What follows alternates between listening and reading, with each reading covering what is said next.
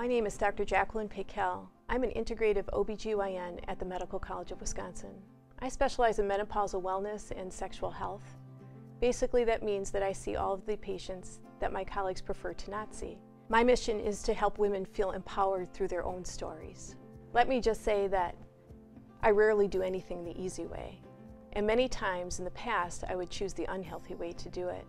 Sure, I had a great education at the University of Wisconsin and then at the Arizona Center for Integrative Medicine, but my real education came during the 9 years that I spent as a medical student and a resident while I had to keep everything else in balance. That's where I got my real lessons in life.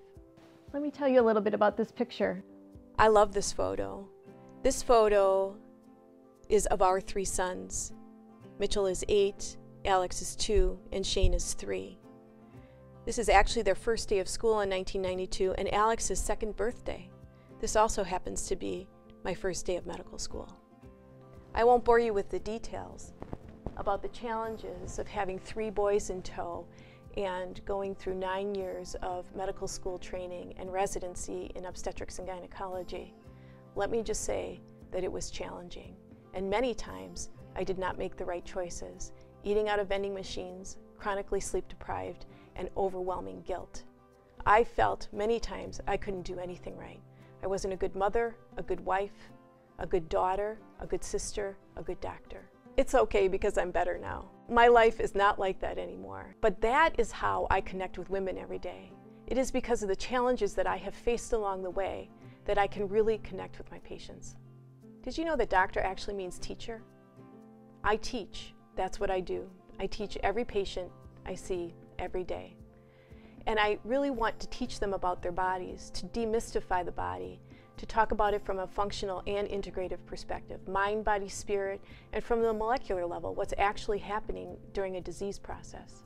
We also talk about how the body is a pot of soup. Let's just say 70% water, because our body is 70% water. And let's just say that you take the burner and you turn it on with a pot of soup on it. You can't cook the carrots without cooking the potatoes. Everything that is stimulated by the flame will cook. That means every thought that you have changes your body, and your body changes your thoughts. Everything is connected. We are all connected. So let me tell you about Julie. Julie first came to see us when she was in her mid-40s. She came in with symptoms of a 25-pound weight gain, fatigue, irritability. She just was clearly dragging. She thought maybe this was due to her hormone levels or her thyroid. But that's not the whole story for Julie. Julie was under a considerable amount of stress. She was a mid-level executive at a company that was restructuring. Her husband had just lost his job. She was the primary care provider for their 2 children who were 7 and 10 years old. Her parents lived locally, but they needed some help with the house, and quite frankly, they needed help with their health conditions, and she was the only one around to really help them. She was under so much stress, and we needed to address that right away. I generally don't talk to people about their passion the first time I meet them, but I thought it was really important for her to start tapping in. So halfway through the appointment, I asked Julie, "What are you passionate about?" She said, "I don't have time to be passionate. I'm just trying to get through one day to the next." So I said, "No, really, think about it. Let me ask it another way. When you were 7 or 8 years old, what did you love to do?" She shook her head and said, "I can't remember." That's okay. Let's just take a minute so you can think about what did you love to do when you were 7 or 8 years old. A few minutes later, she said to me, "I love to play the violin." "Well, do you play the violin now?" "No." "Do you have a violin?" "Yes, I have a violin, but a few years ago one of the kids broke one of the strings, so it's been in the closet ever since. I haven't even thought about it." "Well, I think you should take that violin out and get that string fixed and start to play again." And so then I pulled out my prescription pad and started to write.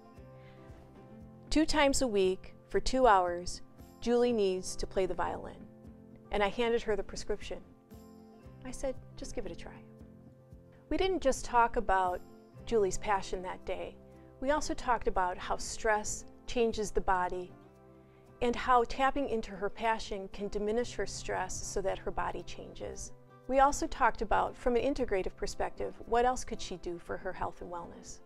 We talked about dietary changes, sleep, how she could get more sleep. We talked about certain supplements that she could use for her sleep, journaling, etc. But really, I really wanted her to focus in on her passion because it really felt to me like she had lost her zest for life. So 3 months went by and Julie was back in to see us and the violin was still in the closet. But 6 months went by and then the violin was out of the closet and actually it was in for repairs. She hadn't picked it up yet, but she was thinking about it. But on the 12-month mark, that was really wonderful because when she came in, she told me that she had cleaned out a closet, a large walk-in closet, and that had become her new music studio. And now she was spending 2 hours twice a week playing the violin in that space. Another year passed and Julie came to visit us again, but this time I didn't recognize her when I first saw her. She was 15 pounds lighter, and she definitely had a different energy about her. The most amazing thing was now she told me, that violin goes to church with me every Sunday because I'm playing in the orchestra. That's what tapping into our passion is really all about. It's about being able to share it with the world because that is why we have passion. That's our purpose. That's one of her purposes, to play that violin for everybody else. My passion is listening to women's stories, to helping them become empowered through their stories. All of us, when we tap into our passion, we are expressing our divine feminine, and I really believe that is going to transform this world. Thanks for listening.